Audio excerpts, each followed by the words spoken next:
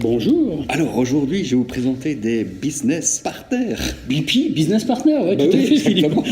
Les gens pensaient que c'était un truc pétrolier, mais ça n'a rien à voir. Loïc Simon, Le fondateur du Social Selling Forum, comme tu allais dire. Exactement, voilà. Aujourd'hui, on va parler d'un événement français. Cocorico. Jeu, 7 match.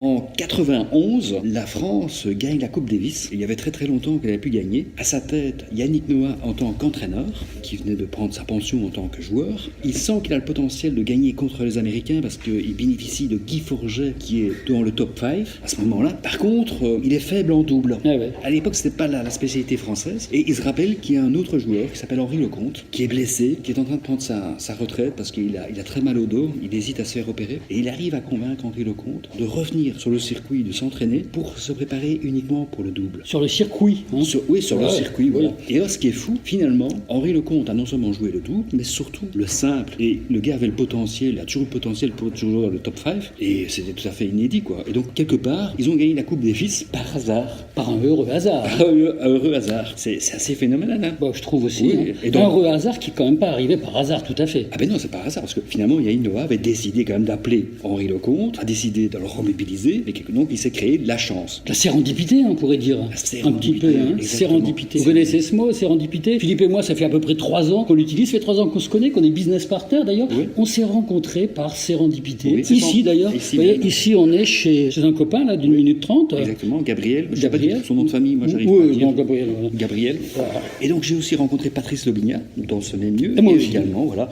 Et par hasard, quelque part. Mais on a forcé le hasard parce qu'on était quand même au bon endroit. C'est un peu le principe de la sérendipité, la découverte des Amériques. Bah oui, Christophe Colomb avait un objectif de trouver une nouvelle voie pour les Indes.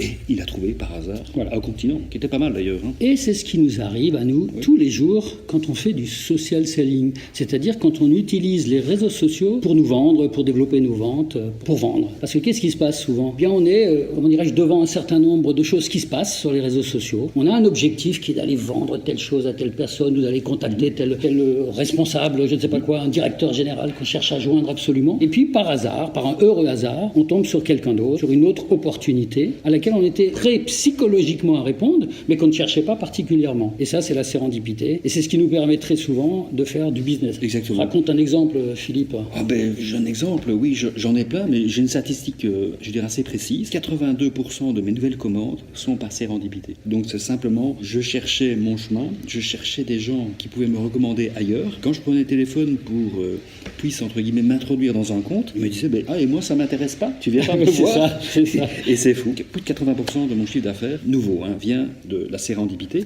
J'applique ça au quotidien, c'est-à-dire que je me déplace tous les jours dans des endroits différents. Non, comme ici, par exemple, Comme aujourd'hui. ici, voilà. Et donc je ne travaille plus jamais dans mes bureaux ni chez moi, en home working, mais je me donne des chances de vendre par hasard. Ce qu'il faut retenir de ça, c'est qu'il faut être aux bons endroits et créer là des opportunités de chance. Oui, alors comment on fait effectivement pour créer cette sérendipité? Eh bien, tout simplement, de manière routinière, c'est ce que je fais moi en tout cas, de manière routinière, je m'exprime sur les réseaux sociaux, je partage ma connaissance, j'aide les autres à progresser, j'interagis par des commentaires à des demandes qui sont formulées, et ce faisant, par hasard, ce qui n'est pas vraiment un hasard, il y a des opportunités qui arrivent vers moi, qui arrivent vers toi. Exactement. Et il y a un consultant français qui fait beaucoup de conférences en fait sur la notion de l'optimisme. Son nom c'est Philippe Babinet, je pense. Voilà. Et lui il a trouvé la phrase j'ai de la chance.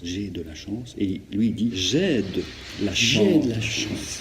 Et c'est génial. Bon, alors regardez, vous vous interrogez sur Wikipédia, sérendipité, ou en anglais serendipity. Oh, voilà, en belge Serendipity une fois. Mais écoute, merci Loïc pour cette première intervention. Tu m'as promis que tu allais revenir une seconde fois. Oui, parce qu'on va parler des liens faibles. Les liens faibles. On adore ça aussi. J'adore les liens faibles. Allez, salut. À très bientôt. You can't be serious, man. You cannot be serious.